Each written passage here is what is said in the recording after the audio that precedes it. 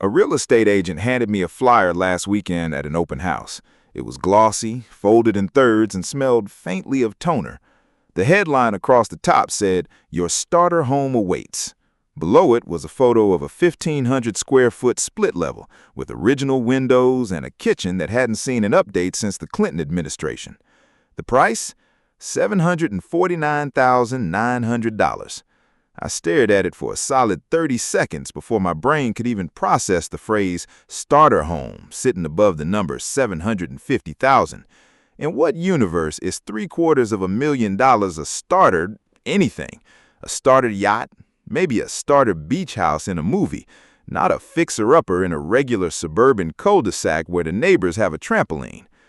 My name is Max, and today we're going to run the actual math on who can afford a $750,000 house in 2026, because the real estate industry has clearly lost the ability to use words correctly, and someone needs to sit down with a calculator and figure out what is actually happening.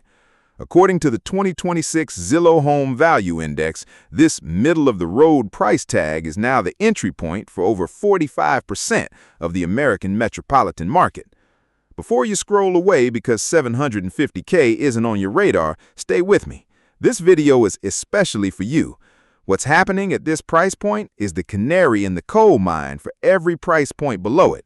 The same distortions breaking $750K homes today are the ones that broke $500K homes 3 years ago, and they'll break $400K homes by 2029. The math doesn't stay in its lane. Let's start with what $750,000 actually gets you in 2026. Right now in Arlington, Virginia, there's a 1,600 square foot house built in 1957. The kitchen is described as having great bones, which is real estate code for rip it out immediately. The roof has maybe 2 years left. It's listed at $799,000. But here's the new reality of 2026.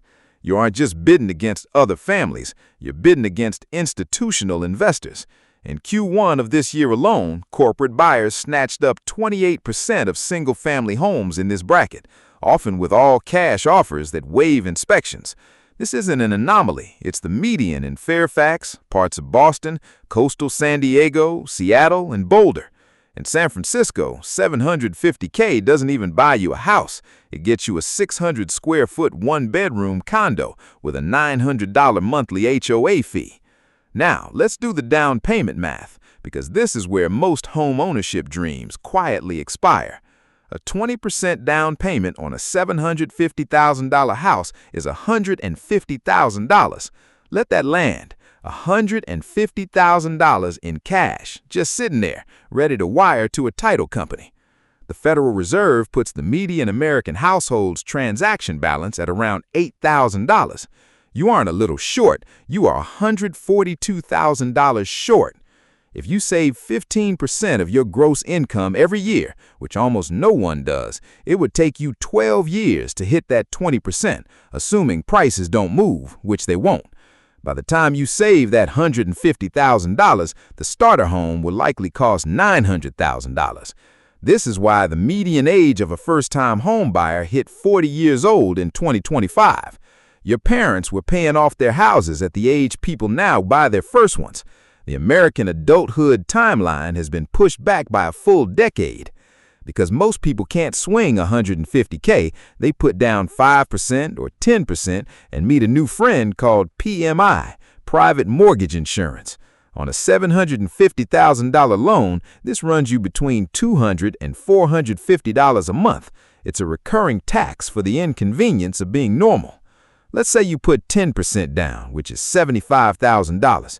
At current mortgage rates, stubbornly hovering around 7.2%, your monthly principal and interest comes out to roughly $4,580. That's just for the right to sleep there. Now add property taxes. In high-tax states like New Jersey or Illinois, you're looking at $1,000 to $1,300 a month. Even at a national average, call it $600 a month. Then comes the real antagonist of 2026, homeowners insurance. Since 2019, premiums have risen over 60%. In 2026, we're seeing the rise of uninsurable zones. In parts of Florida and California, major carriers have exited completely, forcing homeowners onto fair access plans that can cost $8,000 to $12,000 a year. On a $750,000 home, you're budgeting at least $550 a month for insurance, and it goes up every year. Don't forget maintenance. The 2026 Thumbtack Index suggests that the real cost of essential home maintenance, roofing, HVAC, and plumbing has outpaced general inflation by 30%. The standard rule is 1% of the home's value per year.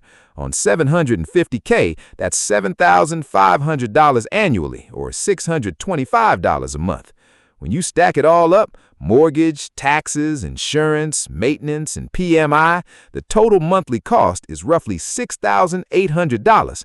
To comfortably spend $6,800 a month on housing under the 30% rule, you need to be earning over $272,000 a year.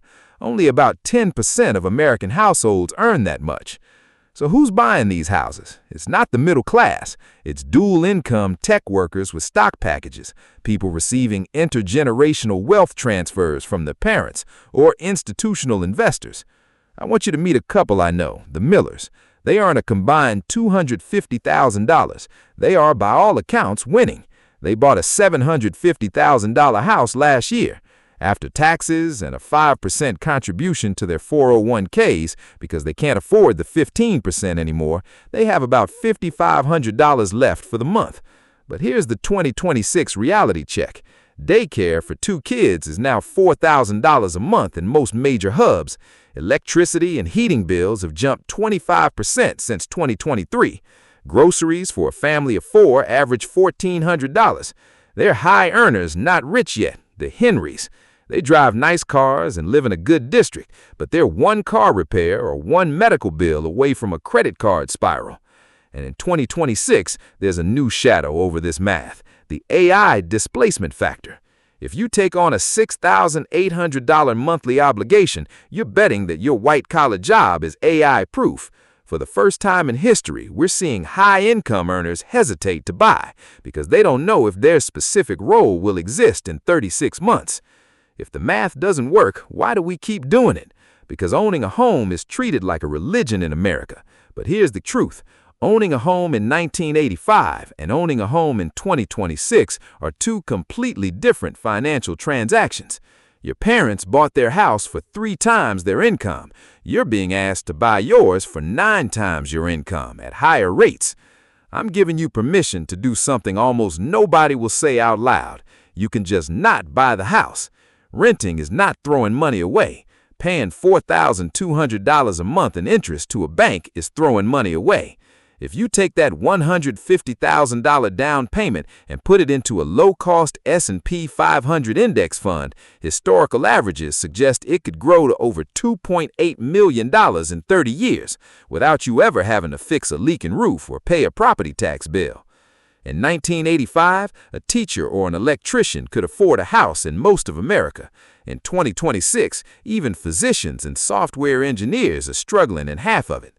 The line for the middle class has been moved up by an entire professional tier. Nurses, cops, and teachers have been quietly reclassified as too poor to own property in the cities they serve. This isn't a personal finance failure on your part. It's a structural redefinition of ownership. The mortgage industry won't tell you this. The real estate agents won't tell you this. It falls to you, sitting at your kitchen table, to run the numbers and see the truth. In 2026, the most radical financial move you can make isn't buying a house. It's refusing to buy a lie. I'm Max from Springfield Wealth. Run your numbers, stay honest with yourself, and I'll see you in the next one.